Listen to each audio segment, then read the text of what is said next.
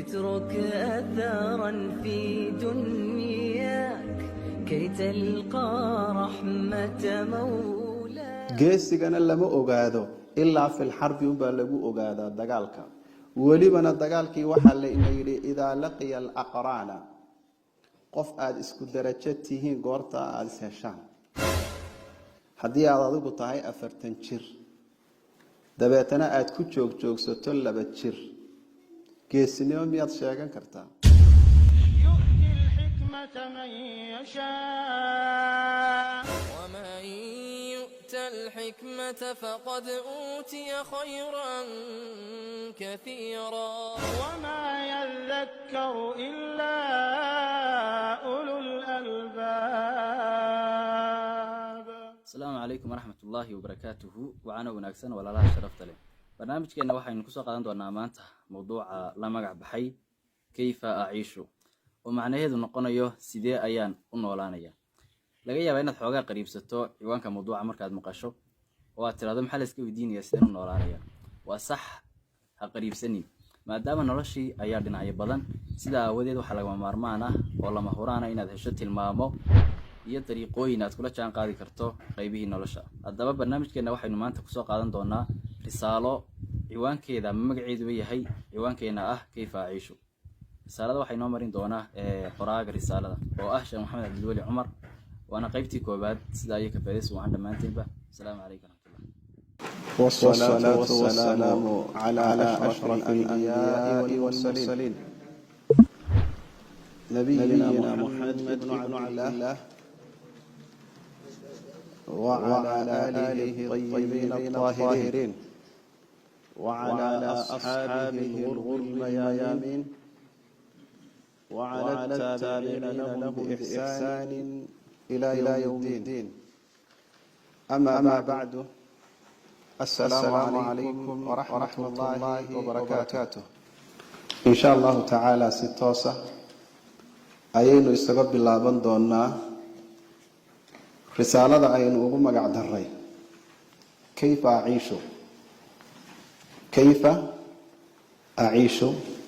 أرجع الرسالة أبصومالك وفرين أرجع الرسالة أبصومالك وفرين fariintani waxayna oranaysaa kayfa aishu sidee baan u noolaadaa qofka aadamaha ahi inta uu nool yahay kama maarmo in la hago xiriirkuna qofka aadamaha inta uu nool yahay laba ayuu kala dhaxeeyaa al-khaliq wal-makhluq noloshu waa mid adiga iyo khaaliqa idinka dhaxaysa abuuraha koonka kan iyo mid la abuuraha idinka dhaxaya waa labadaasu labadiiba waynu soo ururinay xiriirka adiga iyo abuuraha koonka idinka dhaxayn doona insha Allah taala sida aad u wajahayso sida aad u qaabilayso iyo xiriirka la abuuraha idinka dhaxayn doona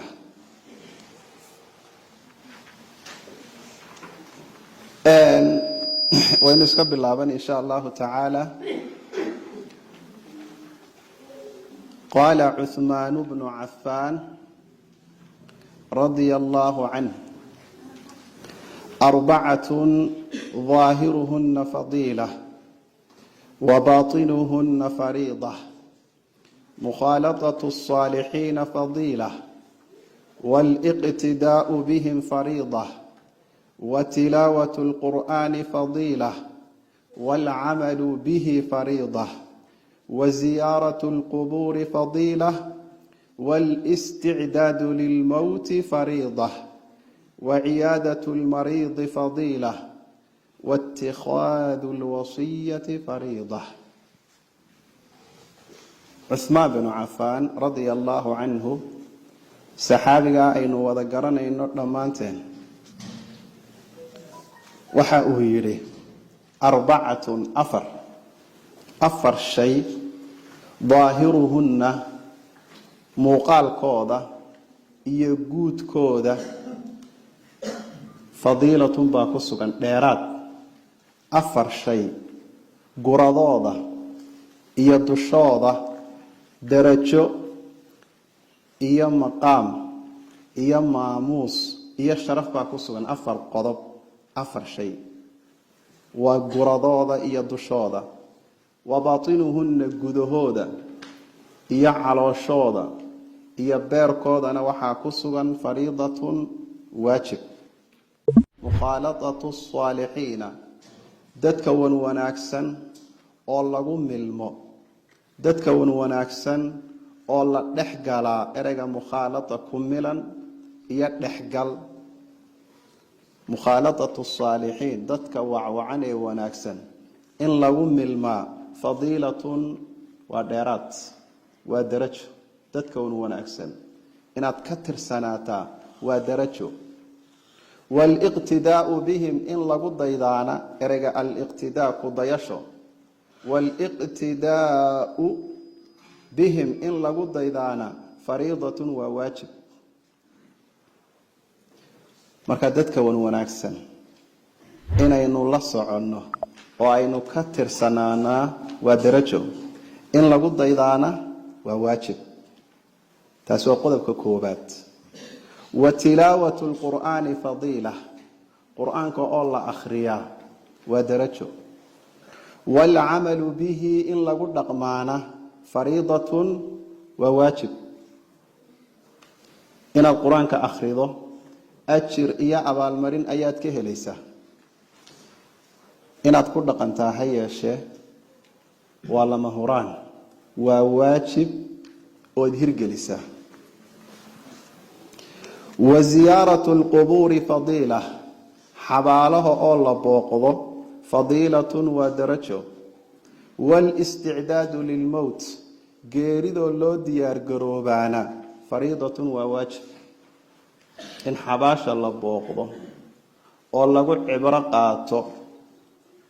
waa darajo inaad u diyaargarowdo geeridana waa waajiba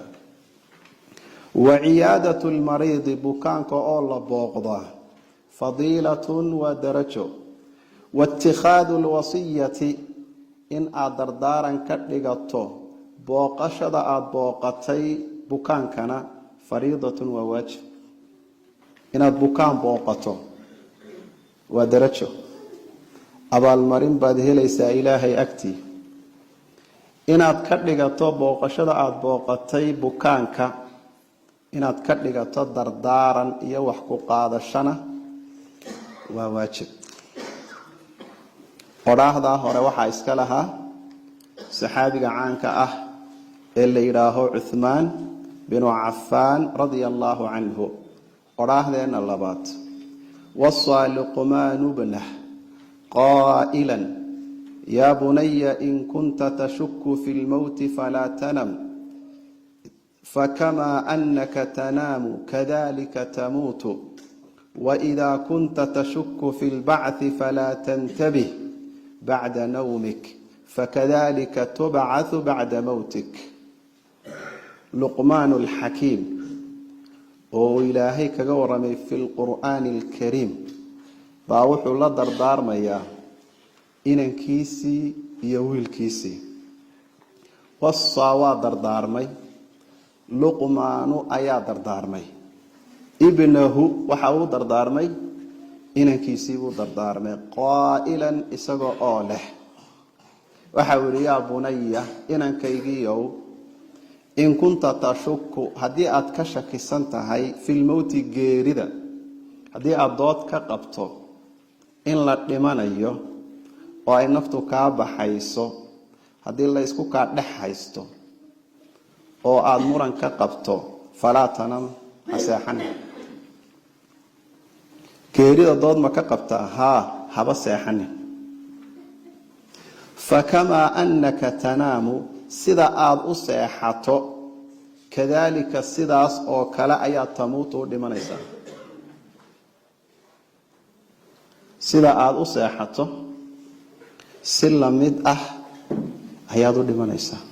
marka haddii aada geerida dood ka qabto maxay ha samaynin ha seexanin wain kunta tashuku haddii la isku kaa dhex haysto fi lbacthi soo saarida in la isa soo saarayo in la isa soo bixinayo falaa tantabih ha baraarugin ha toosin haddii aad ka shakisan tahay in la isa soo saari doono aakhiro ha baraarugin goorta bacda nawmika hurdadaada kadib goorta aada seexato seexashadaada kadib iyo hurdadaada kadib ha soo miiraabin oo ha soo miirsanin oo ha soo toosin fakadalika sidaas oo kale sidee oo kale sida goorta aada seexato aada u soo miiraabto ee aada u soo baraarugto ayaa tubcatu lagu soo saari bacda mawtika geeridaada kadib dardaarankana waxaa jeediyey luqmaan alxakiim qoraahdeenna saddexaad qaala luqmaan alxakiim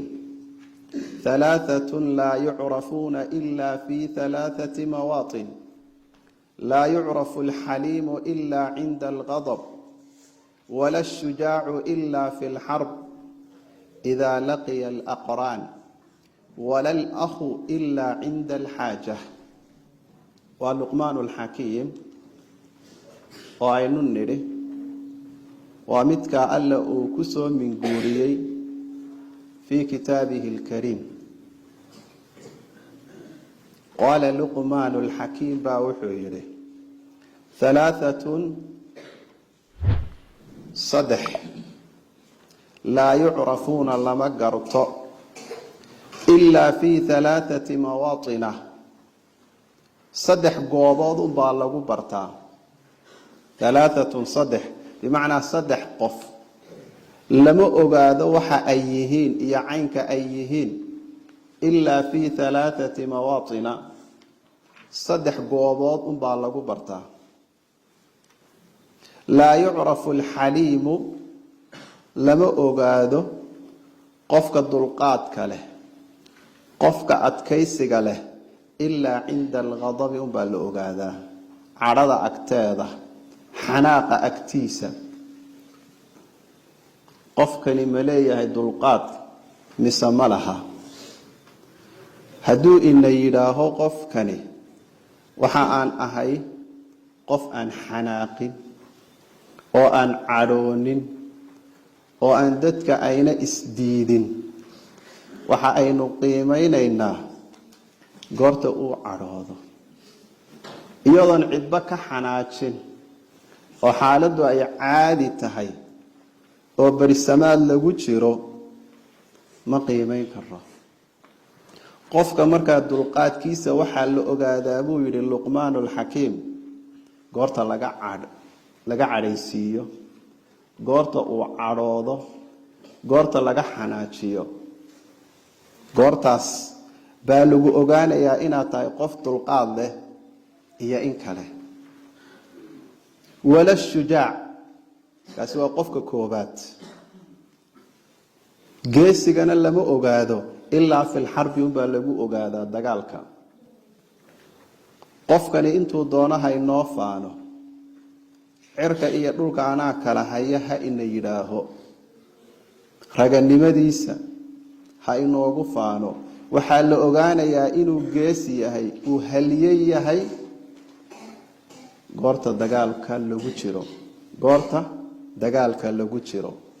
walibana idaa laqiya alaqraana waxaa la ogaanayaa idaa goorta laqiya uu la kulmo qofkan geesinimada sheeganaya alaqraana la filankiisa iyo la ficiisa iyo dadka ay isla siman yihiin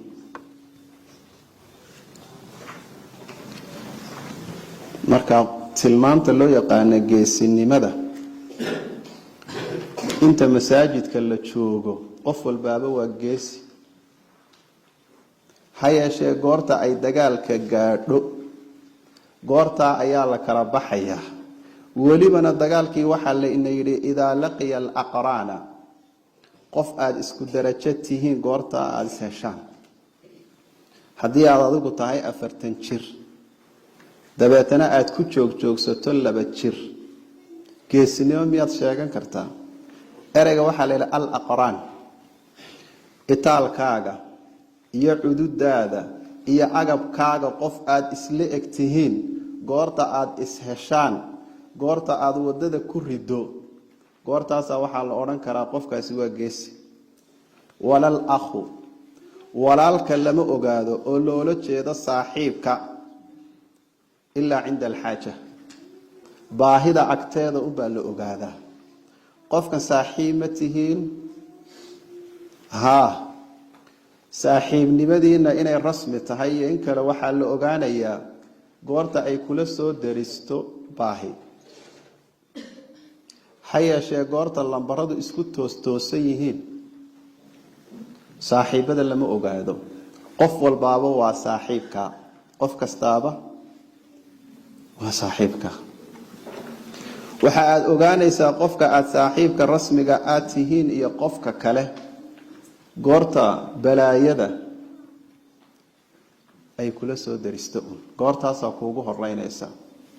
walal akhu saaxiibkana lama ogaado ilaa cinda alxaaja erayga akh aynu nidhi waa saaxiib baahida agteeda ayaa la ogaadaa insha allahu tacaala sidaas ay noogu bilaabatay risaaladan aynu ugu magac daray kayfa aciishu والسلام عليكم ورحمة الله وبركاته. اترك أثرا في دنياك كي تلقى رحمة مولاك.